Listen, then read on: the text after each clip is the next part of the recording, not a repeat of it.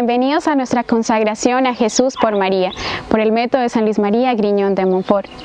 Vamos a conocer a nuestra Madre dentro de las Sagradas Escrituras. Vamos a defenderla y saberla defender. Por eso vamos a ver la apologética mariana. Veamos nuestra lección. Bienvenidos a su consagración a Jesús por María, por el método de San Luis María Griñón de Montfort. Después de haber visto los dogmas de Nuestra Señora, ahora vamos a aprender a defenderla.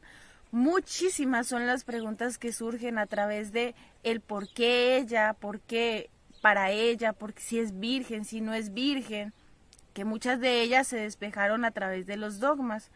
Vamos a ver algunas de las preguntas, pero primero, como esta lección es apologética mariana, debemos recordar un poquito lo que se decía en la apologética de manera general.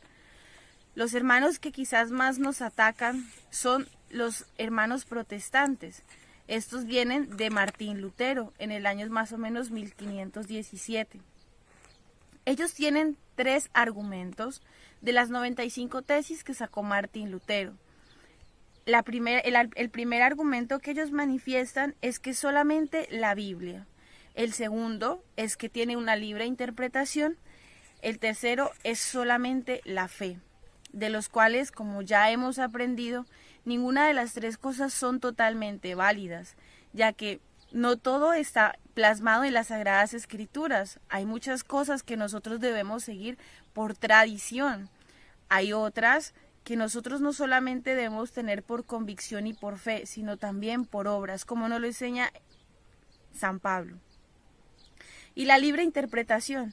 Esto de la libre interpretación se ha prestado para que se generen muchas y muchas iglesias, porque cada cual tiene su propio argumento y su forma de pensar.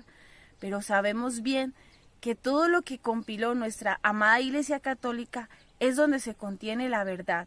Es de allí donde nosotros podemos argumentar nuestra fe.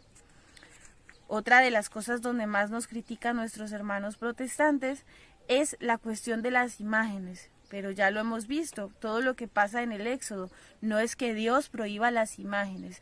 Dios lo que en realidad estaba prohibiendo era la idolatría, no tanto así las imágenes, porque si hubiese sido las imágenes, Dios mismo no hubiese pedido que se hicieran los querubines para el templo. Teniendo esto muy en cuenta, ahora entremos a ver la Virgen María, dónde se encuentra plasmada en las Sagradas Escrituras. En el Antiguo Testamento, lo primero que se manifiesta es el Génesis. En el Génesis 3:15 aparece una misteriosa mujer. ¿Quién es esa mujer? Después de que Adán y Eva pecan, Dios dice, pondré enemistad entre ti y la mujer. Esa mujer aparece de forma misteriosa y naturalmente no puede ser Eva, ya que Eva ha pecado. Desde el principio del Génesis hasta el final, nuestra Madre Santísima está plasmada, porque es ella quien siempre nos guía a nuestro camino. Ahí, de manera oculta, de manera sencilla, como es ella, se plasma en todo nuestro caminar. Entonces, ¿qué dice el Génesis 3:15?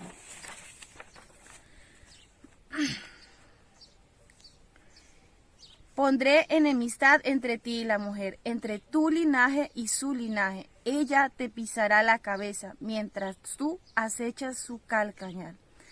Si nosotros ponemos a ver, por una mujer entró el pecado, por una mujer nos llegó la redención. En ese momento, el árbol del cual ellos tomaron el fruto que los llevó al pecado. El árbol ahora en la redención es la cruz. Y ese fruto del vientre es Jesucristo. Todo se compagina para un bien común. Es por esta misma razón del Génesis 3:15 que nuestros hermanos protestantes nos siguen mucho. No es que ellos tengan una intención mala de querer perseguir a la iglesia, no.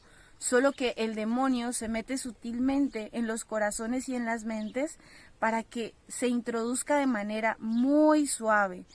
Y es Él quien está trabajando detrás de ellos. Nosotros, por lo tanto, como buenos católicos que somos, nos queda simplemente rezar por su conversión y para que Dios les conceda la gracia de un día encontrar la verdad, así como nosotros la hemos encontrado. Bien, esta fue la primera profecía, nos la dijo Dios. No pensaríamos nosotros, porque Dios es perfecto en amor, pero está diciendo que pondrá una enemistad y será por siempre. Ahora, en Isaías 7:14, ¿qué dice Isaías 7:14? Pues bien, el Señor mismo va a daros una señal. He aquí, la Virgen está encinta y va a dar a luz un hijo y le pondrá por nombre Emmanuel. ¿Cuál es la característica que nos está diciendo aquí Isaías? La señal será que sea virgen, es virgen, tiene que nacer virgen y tiene que permanecer virgen. Si no tuviéramos nosotros a Nuestra Señora Virgen, sencillamente ya no podría ser la Madre de Dios, porque era lo que Isaías profetizaba de manera puntual, de manera exacta, no con libres interpretaciones. La tercera que aparece en el Antiguo Testamento es Miqueas 5:2 y dice: por eso si Yahvé los abandona, es solo por un tiempo, hasta que aquella, la misma mujer del Génesis 3:15, la misma virgen que va a dar a luz en Isaías, debe dar a luz, tenga a su hijo. Entonces volverá Israel a los desterrados. Es decir, cuando la Virgen tenga a su hijo, en ese momento obtendremos la salvación. Y es así, cuando nuestra Santísima Madre dio a luz a nuestro Señor Jesucristo, en ese momento estaba entrando la redención a nuestras casas, a nuestros corazones. Allí, en ese pequeño pesebre, en ese humilde pesebre, estaba naciendo la redención a través de esa mujer misteriosa del Génesis, esa virgen que profetizaba Isaías y Miqueas, que decía que en ese momento nacería nuestra redención y volvería Dios a estar con nosotros, Dios con nosotros. Luego ya lo podemos ver en el Nuevo Testamento, en Lucas 1:26.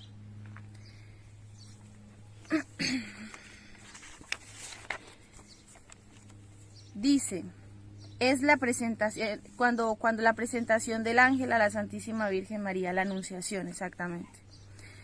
Se le aparece a una joven virgen, desposada con un hombre llamado José, de la familia de David.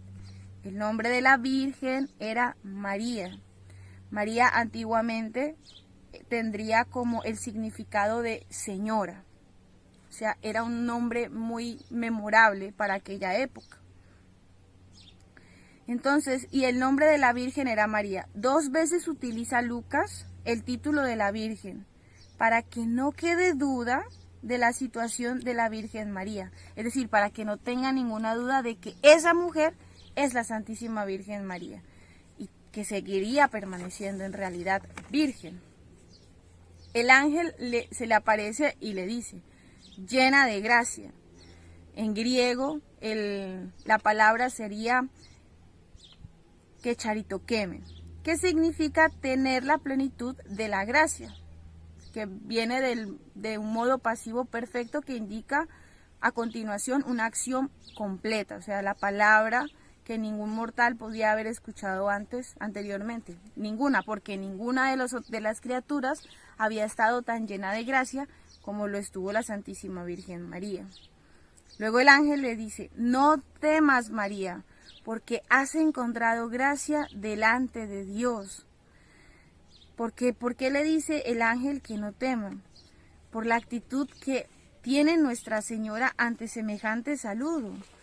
No es normal que se te aparezcan y te saluden de la manera en que saludaban a los reyes, pero ella iba a ser la reina de todos nosotros, por eso el ángel se atreve a saludarla de esa manera.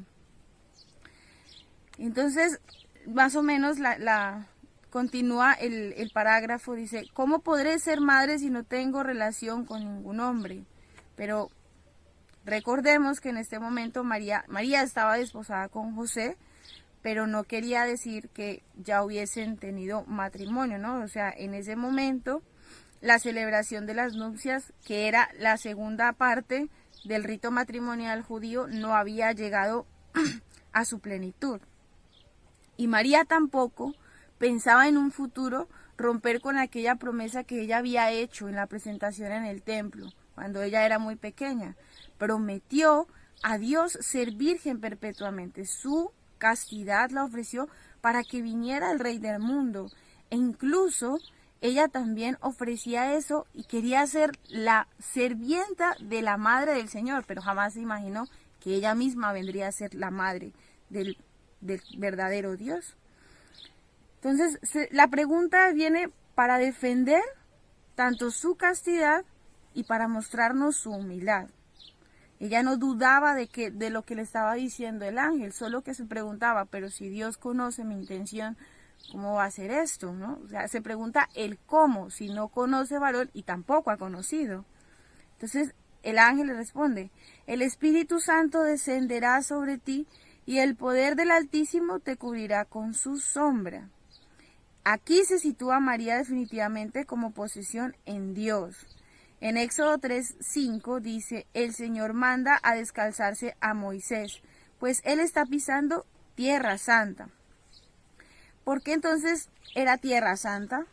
Porque la sombra de Dios daba en ella desde la zarza. Y la segunda de Samuel 6:6-7, Usa muere por tocar el arca de Dios, y esta arca era santa, porque la sombra de Dios venía sobre ella. Entonces, sobre María desciende la nube del Espíritu Santo y ella queda en total posesión de Dios, santificada por su sombra y para siempre. Ella, la Santísima Virgen María, viene a ser ahora el arca de la nueva alianza, porque es allí donde durante 9 meses va a reposar nuestro Señor Jesucristo. ¿Qué responde ella? Lo que debemos responder todos nosotros. Con mucha humildad, con mucha sencillez, reconociendo que primero es Dios, que Él es quien actúa y me concede la gracia, Nuestra Señora responde, he aquí la esclava del Señor, hágase en mí según su palabra.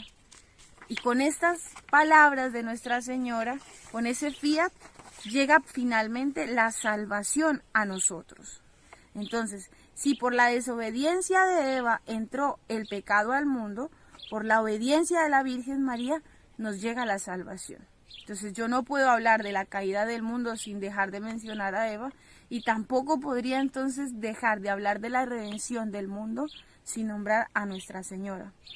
Está totalmente unida a todo lo que hace parte de nuestra salvación.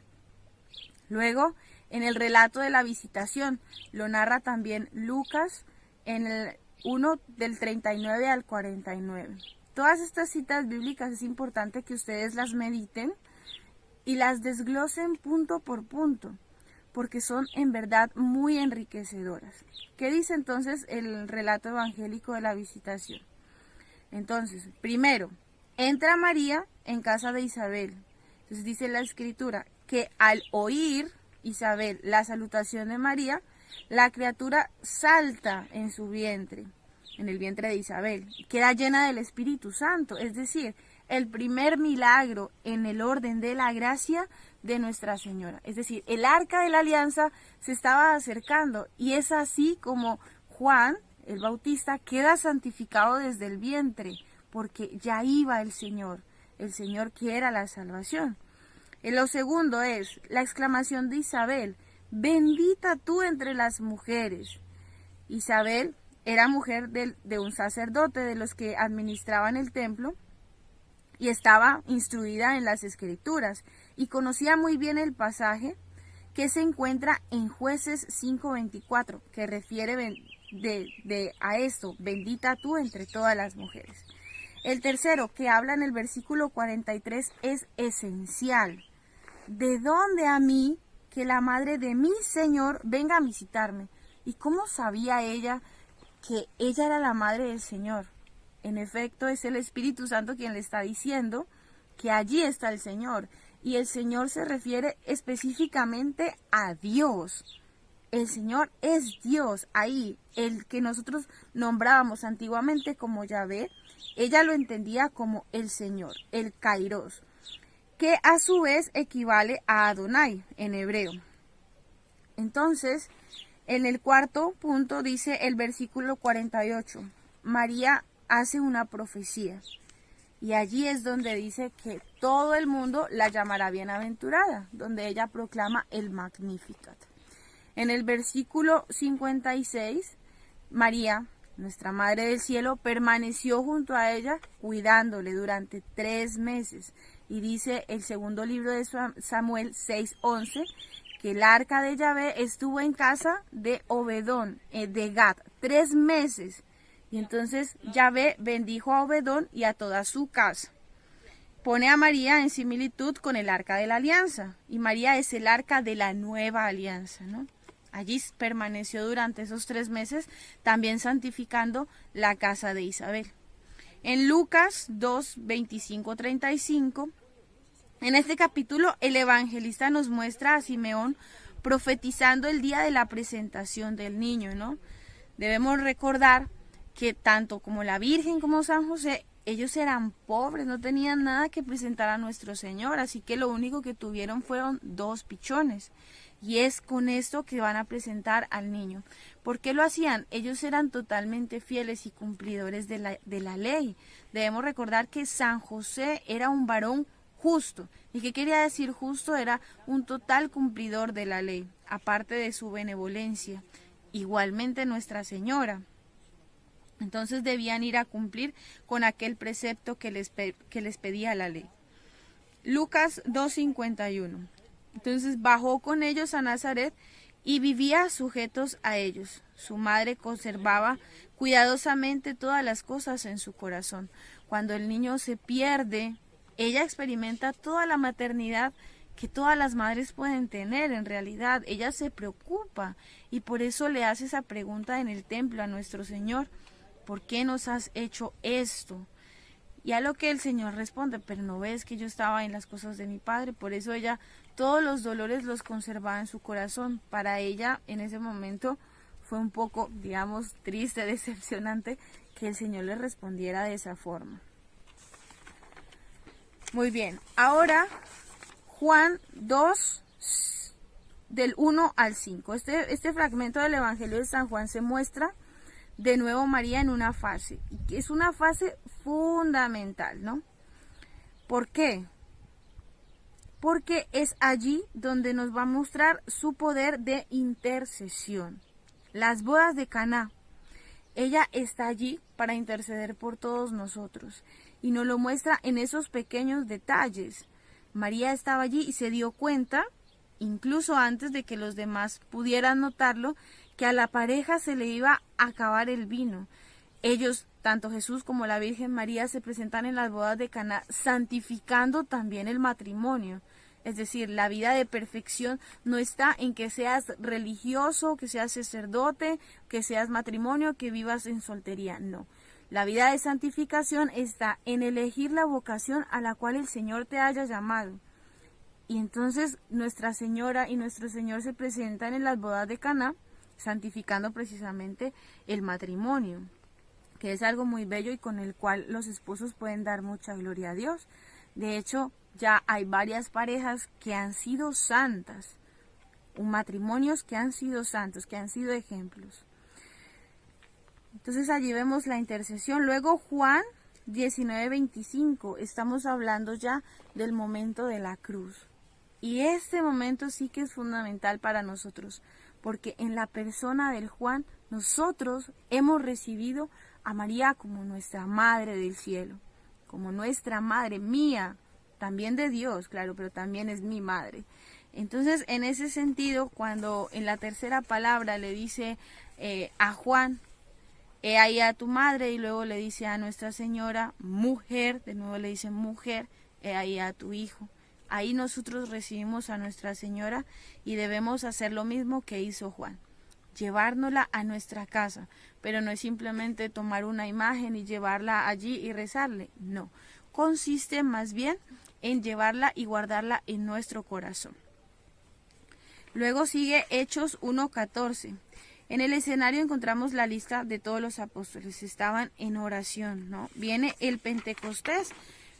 Ellos se acercan a Nuestra Señora porque ella ha sido quien ha permanecido junto a Jesús.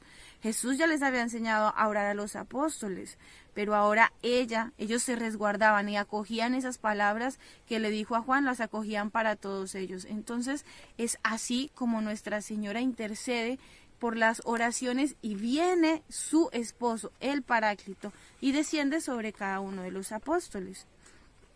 Ahora vamos a ver las preguntas que son más frecuentes que nos pueden hacer los protestantes. He seleccionado solamente algunas porque en realidad este tema es muy extenso. Los invito a que ustedes también hagan una pequeña investigación, ya que es muy emocionante. Nosotros debemos defender con vehemencia a nuestra Madre del Cielo.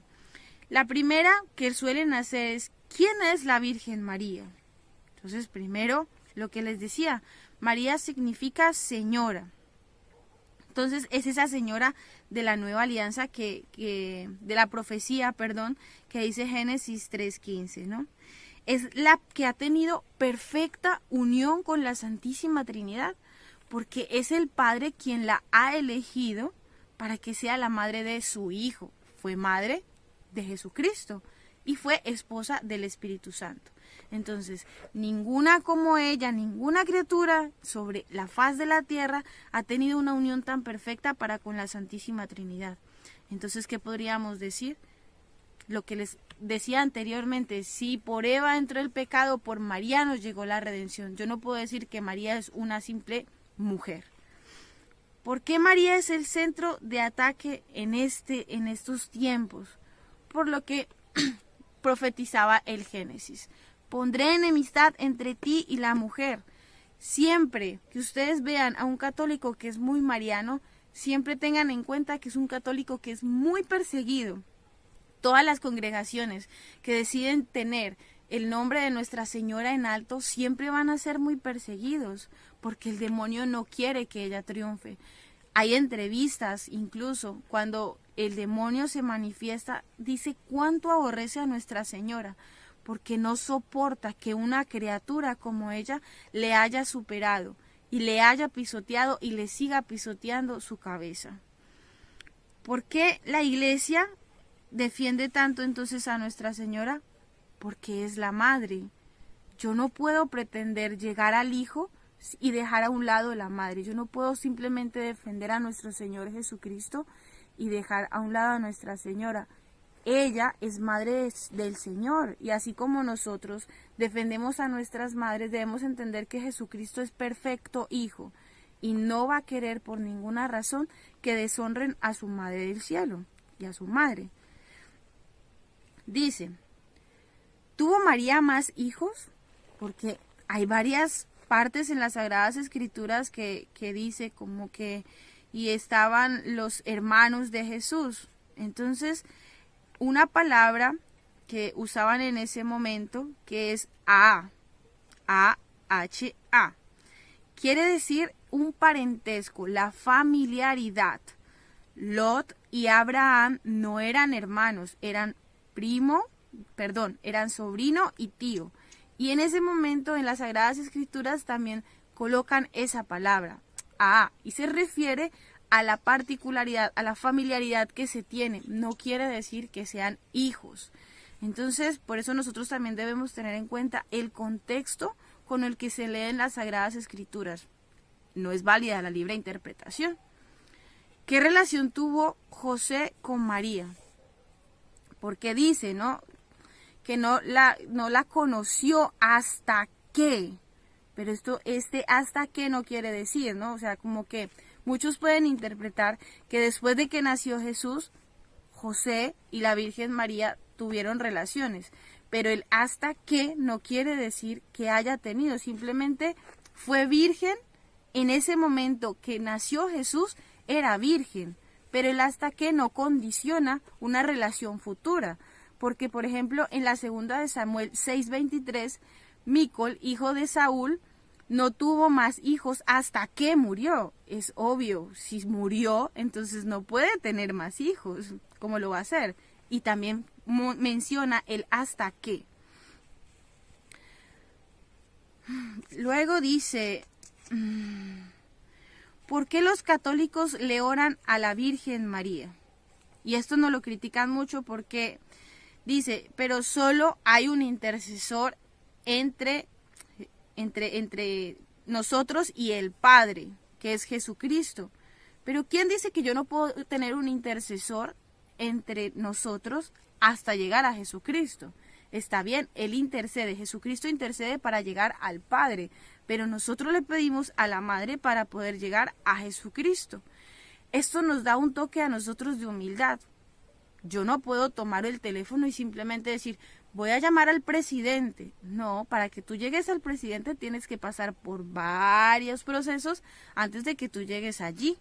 La Virgen nos adelanta y nos hace más amable este encuentro para con nuestro Señor Jesucristo.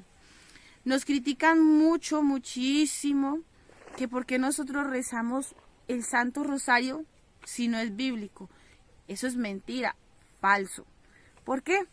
Porque el Santo Rosario es la oración más bíblica que existe en el mundo. ¿Acaso el Padre Nuestro no está en las Sagradas Escrituras? ¿No fue aquella oración que los discípulos aprendieron de nuestro Señor Jesucristo? La primera parte del Ave María fue el saludo del ángel Gabriel. ¿Y acaso nuestra vida no consiste en darle gloria a Dios? ¿A Dios que es Trinidad? ¿Dios Padre, Hijo y Espíritu Santo? Esas tres cosas que son la base del rosario las encontramos en las Sagradas Escrituras. Ahora bien, ¿qué hace el Santo Rosario? Meditar la vida de Jesucristo y sus diferentes misterios. Veamos nada más los misterios de gozo. El primer misterio de gozo, el ángel anuncia a María que va a ser madre. ¿Acaso no lo acabamos de ver? ¿No está esto en las Sagradas Escrituras? El segundo misterio, la visita de María Santísima a su pariente Santa Isabel. ¿No está acaso también esto en las Sagradas Escrituras? ¿No presenta las Sagradas Escrituras el nacimiento de nuestro Señor? ¿No presenta cuando se presenta a Simeón, aquella profecía del anciano Simeón, no está plasmada también en las Sagradas Escrituras? Y por último, la pérdida de hallazgo del Señor. Todos, absolutamente todos, están plasmados en las Sagradas Escrituras. Entonces no nos dejemos simplemente trastornar por aquellas cosas que nos dicen, que muchas veces los dicen sin fundamentos y llenas de cosas pasionales, pero sin ningún argumento de fondo. Nosotros debemos seguir conformes a lo que nos han enseñado en la fe. Por último, algunas personas dicen que las apariciones de María son cosas del demonio. Esto es totalmente falso. María, según el Apocalipsis 12, tiene la misión de anunciar la segunda venida de nuestro Señor Jesucristo. Y si nosotros vemos todos los mensajes que nos ha presentado nuestra Madre del Cielo, así como lo veíamos en Guadalupe, así como lo veíamos en las apariciones marianas, todos los mensajes van enfocados a la salvación de nuestras almas. Y es esa precisamente la condición para que nuestro Señor pueda venir de nuevo a la tierra. Él está esperando, pero la mano que sostiene la justicia de nuestro Señor es María Santísima. Así que los invito a que tengan un celo muy ardiente por Nuestra Señora, que no nos dejemos engañar. Los invito a que investiguen mucho sobre esto. Hay muchas fuentes que son muy buenas, pero también hay que tener cuidado con ellas y tener siempre un celo por cuidarle a ella. Entonces pidámosle en este día al Espíritu Santo que nos llene de su sabiduría, que nos llene de su entendimiento para poder defender siempre la verdad. Que la Santísima Virgen María les acompañe.